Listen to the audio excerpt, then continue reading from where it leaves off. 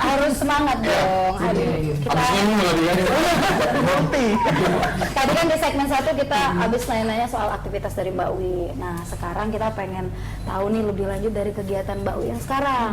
Nah dia pengen tahu, ini kan Mbak tadi menyebutkan salah satu sedang mengurus yang namanya e-sport dan juga organisasi IESPA. Itu bisa diceritakan Mbak, itu IESPA itu seperti apa? Ya memang IESPA ini adalah wadahnya anak-anak gamers untuk bertanding, berkumpul dalam satu wadah organisasi. IESPA ini lebih kepada dia jenjangnya lebih internasional. Jadi ada juga yang di KONI di Indonesia, tapi juga ada yang jenjangnya internasional, itu IESPA. Seru sih ngurusin anak-anak gamers, dan ternyata gamers ini luar biasa banyak sekali di Indonesia, khususnya di Indonesia. Jadi kalau kita pengen tahu jumlah atlet gamers di Indonesia, itu seluruh atlet cabang olahraga, mau basket, mau bola, mau bulu tangkis, mau apa, kalau malam dia berubah jadi atlet game. Gamers. Itu tuh kalau mau tahu jumlahnya luar biasa kan. Iya, bener. Jadi mereka itu kalau main pada main game, dan saya yakin juga di ruangan ini banyak yang malamnya main game. Terbukti ya dia main game kan. Benar, main game harus ini Mbak. Nah Mbak, kalau boleh tahu IESPA di Sumsel ini kapan berdirinya Mbak? Itu IESPA Sumsel ya mungkin sama dengan IESPA di pusat kan. Setelah itu mereka langsung buat. Tapi kalau saya sendiri sih baru sekitar beberapa bulan terakhir di IESPA Sumatera Selatan. Setelah itu kita kena dampak COVID, kena COVID. Jadi beberapa kegiatan ada yang mau offline, tapi ada yang mau tanding bareng, mabar ya. Tapi kayaknya nggak mungkin, jadi akhirnya kita bikin main di rumah masing-masing. Jadi kita bikin beberapa kegiatan yang memang adanya mainnya atletnya di tempat masing-masing. Tapi tetap berjalan kegiatannya. Kalau untuk antusiasnya Pak, untuk muda-mudi udah pasti, karena ini memang dunianya mereka. Dunianya mereka, dan udah pasti luar biasa antusias. Kita menggelar kegiatan liga IESPA, memang kita bikinnya secara nasional. Itu kebetulan saya juga sebagai wakil ketua umum di nasional. Itu target kita cuma 10.000 pemain, tetapi kita dapat sekitar 19 ribuan gitu. Jadi targetnya 10.000, yang daftar 19.000. Sebetulnya itu lebih, bisa sampai 30 ribuan, tetapi ada banyak yang nggak valid datanya, sehingga nggak masuk. Jadi yang keterima cuma sekitar 19.000. Luar biasa sih. Peminatnya luar biasa, bener luar biasa. Tepuk tangan dulu.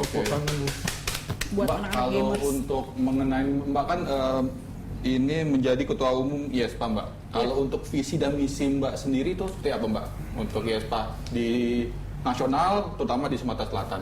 Ya, kalau kita sih punya visi misi, pastilah membawa Indonesia berkibar di negara luar, tidak kalah sama negara-negara tetangga atau negara-negara kuat lainnya.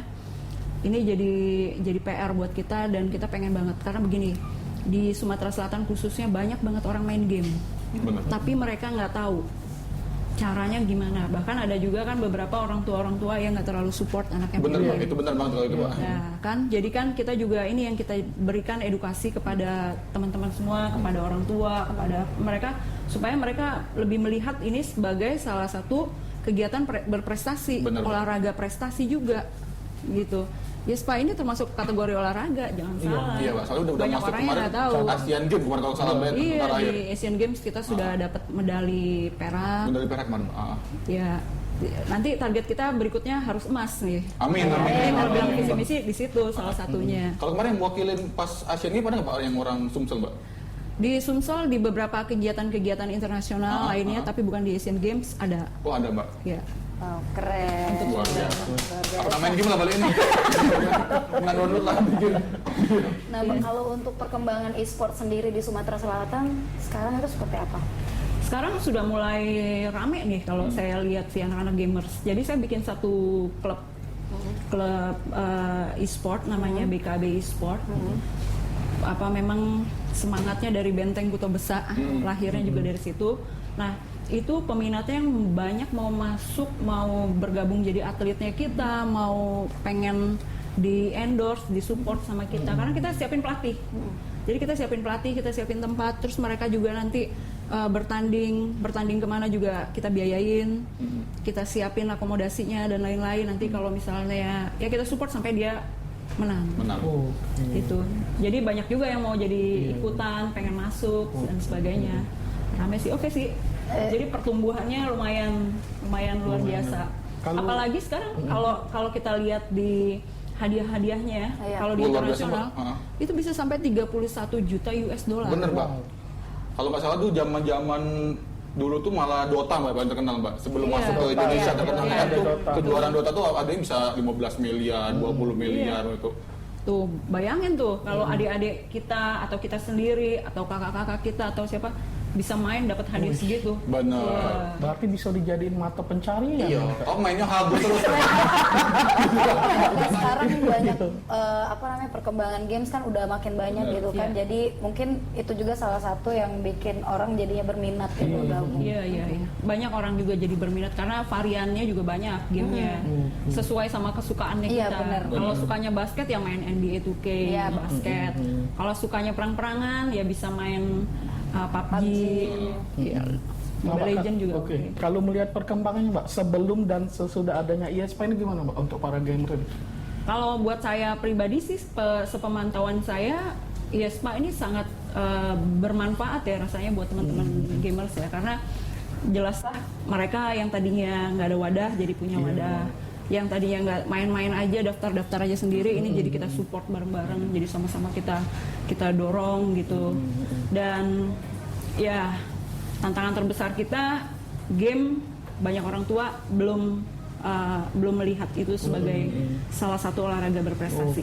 Berarti masih ada stigma negatif dari orang tua atau gimana? Benar. Iya masih ada, tapi kita tahu begini, yang kita akan lakukan adalah sosialisasi kepada mereka. Jadi sosialisasi itu dalam arti begini, banyak sekali memang punya persatuan warnet tadi kan. Kalau kita lihat di warnet banyak banget anak-anak gamers yang dia main duduk sampai pagi, yang makannya cuman makan mie instan, kemudian mereka merokok di situ, terus mereka main sampai pagi, kadang-kadang sampai lupa waktu. Itu yang membuat orang tua jadi tidak support terhadap game.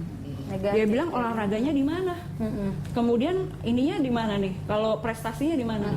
Malah lupa waktu, lupa balik ke rumah, ya kan? Nah, padahal sebetulnya olahraga menjadi gamers yang sehat, dia nggak melakukan itu tadi. Yang tadi saya sebut.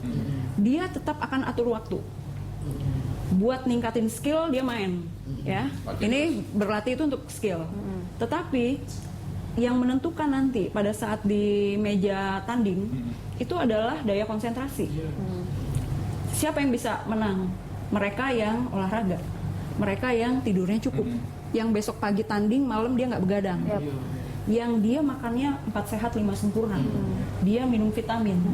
Secara stamina dia kuat dan fokusnya juga lebih kuat. Kemudian pada saat menjelang titik-titik dia bertanding, skill boleh sama, tapi nanti fokusnya yang menentukan.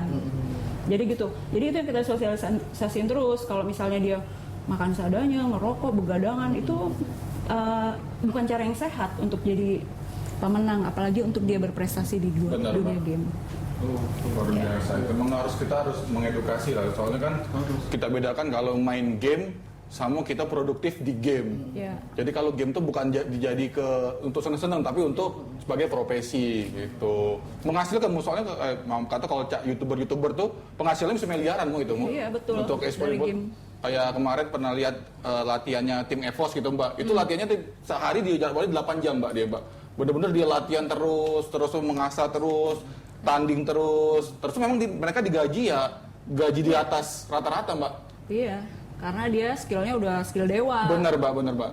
Kalau yang baru ini tapi mainnya udah begadangan, udah ngerusak diri. Bener itu udah. Begadang, ngerokok, makan seadanya gitu-gitu, jangan. Sayang sama waktunya. Kalau memang dia punya minat di game, pindah ke jalur yang sehat. Tapi kalau untuk e-sport sendiri ada nggak Mbak? Misalnya ajang pencarian bakatnya Mbak? Kalau misalnya bola kan ada kayak seleksinya, kayak Suratin, PS Palembang, terus bermasuk yang lebih tinggi lagi kan. Kalau untuk e-sport ini sendiri ada nggak Mbak untuk pencarian bakatnya? Untuk misalkan kita lihat Mbak, oh ini berpotensi, tapi dia nggak terekspos. Iya. Bahkan dia bisa lebih maju lagi untuk Kita bikin satu turnamen-turnamen lokal, turnamen lokal ya, Mbak? itu jadi salah satu ajangnya kita. Nanti lama-lama kesaring sendiri. Siapa yang berpotensi, kemudian tinggal dipoles sama pelatih yang kita turunin. Sehingga nanti dia bisa, kadang-kadang nih pemain-pemain, kalau mereka udah biasa tanding, itu internal aja. Ketika dia naik ke nasional, dia nervous. oh nervous Mbak? Iya. Iya. Ngedon. Lalu nanti dia tiba-tiba dia, wah aku kok gugup ya, kok aku gini ya gitu. Nah itu mungkin karena mereka belum terbiasa, Bener, belum Mbak. terbiasa sama ini aja, sama Kompetisi. pertandingan kompetisi nasional. Itu Iya. makanya harus dilatih terus semua. Harus dilatih, betul. Oh latihan dong. Kalau Pengen latihan nggak? iya kita bisa kita main berdua lah, mau kita main itu. Apa? Kita coba main dari yang Gamenya paling apa kecil nih? dulu. Mungkin main yang awal kita main ini Mbak, SimCity. Kalau event terakhir Mbak yang pernah diadain Mbak sebelum ada COVID ini Mbak, di mana Mbak? Kalau bilang event terakhir Iya, sebelum, sebelum itu. ada beberapa sih banyak. Cuman kan sekarang nih kita lagi menghadapi event sekarang. Oh lagi menarik Mbak. Sekarang lagi ada liga yang lagi kita jalanin. Itu, Terus kita per juga dengan kapan, Mbak? HIPMI juga bikin kegiatan Udah berjalan atau mau berjalan? sedang. Sedang berjalan. Itu yang saya bilang tadi 19.000 peserta. Wow, sudah peserta mau dikumpul itu uang Tapi dalam tuh. gajinya hadiahnya lumayan. Total hadiah sekitar 1,5 miliar. Wow, 1,5 miliar. Melo, Kak, melo, Kak. Kau pegawai sampai tua mau udah dapat semua itu. Mbak, untuk e-sport sendiri kan yang tadi Mbak bilang sedang adanya turnamen, sedang adanya kompetisi segala macam itu ya Mbak ya. Nah kalau untuk e-sport sendiri di Sumsel itu kan menjadi salah satu juga cabang olahraga yang dipertandingkan di perhelatan yang besar di dunia ini olahraga kan. Itu kalau untuk pertandingan seperti itu ada nggak mekanisme sama dengan cabang olahraga lain atau memang dibedakan? Bener Pak. Sama sih semuanya. Metodenya sama kayak Iya. gitu? Metodenya sama. Kita daftarin atletnya, nanti udah berhasil di beberapa seleksi, kemudian dia udah masuk ke pertandingan itu, sama. Semua bawa nama negara. Benar-benar. Kita juga sama nyebutnya sebagai timnas, timnasnya kita. Timnas. Jadi timnas bola, timnas basket, timnas e-sport, semua sama. Perlakuannya pun sama. Cuman cabang olahraganya berbeda. Oke, jadi memang bisa menjadi salah satu ini juga ya. Kalau sekarang tuh enak Kak, jadi nggak cuma badan yang gerak, ini juga kayak pakai pikirannya, strateginya udah di ini sudah. Iya, strategi penting. Mau otak tuh. Mau otak kamu kuda. Iya. Kau kan jangan mikir mau. Nah, Kak, justru kalau panas agak cair. Ini beku nih kena AC. Nah, Mbak, ke depannya nih, Mbak, kayak gimana Mbak ngelihat prediksinya untuk e-sport ini di ini? E-sport ini salah satu cabang olahraga masa depan yang kalau menurut saya masa depannya baik sekali. Karena dia bisa masuk ke dalam seluruh cabang olahraga apapun. Kita tahu sepak bola juga punya e-sport, Iya Pak. Iya. basket juga punya e-sport. Hampir semua, termasuk sekarang nih lagi tren karena COVID.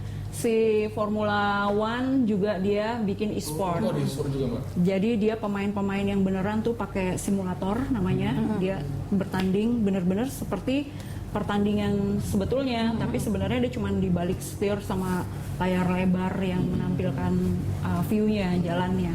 Nah, itu semua, apalagi sekarang kan cabang olahraga e-sportnya ada banyak. Belum lagi yang kita bilang tadi, ada Mobile Legends, ada PUBG. Udah banyak banget. Tadi ikut game cacing. Game cacing.